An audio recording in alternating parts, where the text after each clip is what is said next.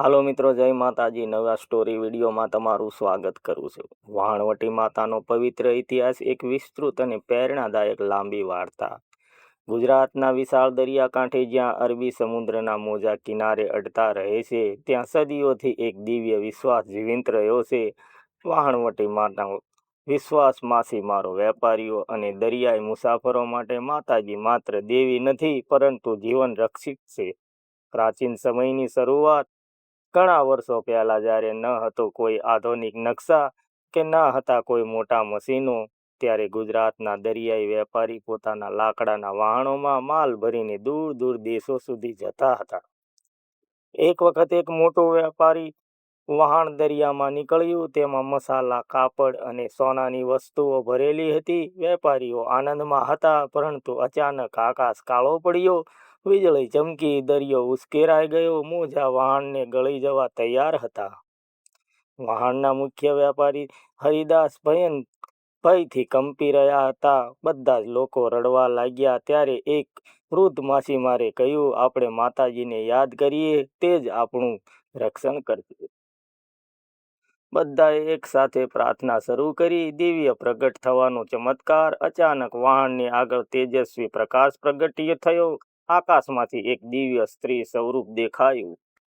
4 હાથ, એક હાથમાં ત્રિશૂલ, એકમાં કમળ, એકમાં આશીર્વાદ મુદ્રા અને એકમાં રક્ષા કવચ. તે સ્વર મધુર અને શક્તિશાળી હતો. ડરશો નહીં, જ્યાં ભક્ત છે ત્યાં હું છું. તેમજ માતાજીનું સ્વરૂપ દેખાયું. દરિયો શાંત થવા લાગ્યો. મોજા ધીમે પડ્યા. વહાણ સુરક્ષિત રીતે કિનારે પહોંચી ગયું.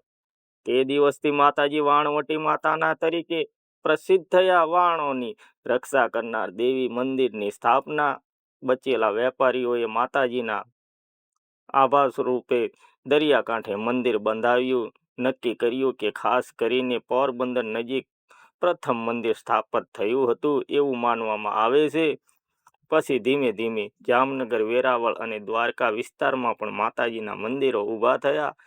દર વર્ષે હજારો ભક્તો દર્શન કરવા આવે છે. માછીમારોની અડંગ શ્રદ્ધા. દરિયામાં જવા પહેલા માછીમારો માતાજીના મંદિરે જય ધ્વજ ચડાવે છે, નાળિયેર ફોડે છે અને પ્રાર્થના કરે છે.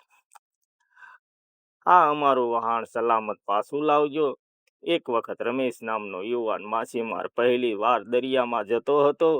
તેની માતા ડરી રહી હતી. તેણે માતાજીના ચરણોમાં દીવો પ્રગટાવ્યો. દરિયામાં અચાનક મોટું તોફાન આવ્યું. રમેશનું વહાણ રસ્તો ભૂલી ગયું, પરંતુ અચાનક એક અજાણી રોશની તેને સાચી દિશા બતાવવા લાગી. તે પ્રકાશને અનુસરી તેઓ કિનારે આવી પહોંચ્યા. રમેશે કહ્યું, મને લાગ્યું કે કોઈ દેવી અમને રસ્તો બતાવી રહી હતી.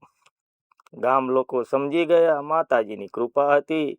એક ગરીબ માતાની પ્રાર્થના. એક ગરીબ સ્ત્રીનો એકમાત્ર પુત્ર દરિયામાં ગુમ થયો. ઘણા દિવસો સુધી કોઈ ખબર ન મળી. તે રોજ માતાજીના મંદિરે જઈ રડી રડીને પ્રાર્થના કરતી. 7મા દિવસે સવારે દરિયાકાંઠે તે છોકરો બેભાન હાલતમાં મળ્યો, પરંતુ જીવતો. તે બોલ્યો, એક તેજવાળી માએ મને પકડ્યો અને કિનારે મૂક્યો. ગામમાં આનંદ છવાઈ ગયો. બધાએ માતાજીનો જય જયકાર કર્યો. નવરાત્રિનો મહિમા. નવરાત્રિના સમયમાં માતાજીના મંદિરોમાં વિશેષ આરતી અને ગરબા થાય છે. ભક્તો ઉપવાસ રાખે છે. માતાજીનું શૃંગાર ફૂલોથી અને ચાંદીના આભૂષણોથી થાય છે. આ દિવસે દરિયો પણ શાંત રહે છે, એવું લોકોનું માને છે. આધુનિક સમય વિશ્વાસ. આજે ટેકનોલોજી આવી ગઈ છે, મોટા જહાજો અને GPS જેવા, છતાં પણ દરિયાઈ લોકો પહેલા માતાજીને યાદ કરે છે. ઘણા વેપારીઓ તો પોતાના ઓફિસમાં માતાજીની તસવીર રાખે છે. તેઓ માને છે કે માતાના આશીર્વાદ આપે તો વેપાર સફળ થાય.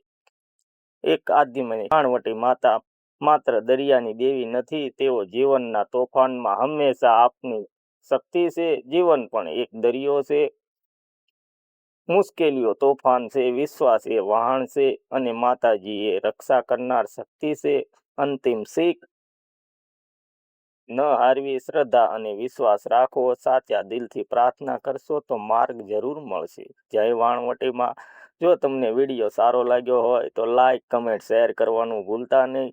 મળીશું બીજા વિડીયોમાં, ત્યાં સુધી જય માતાજી.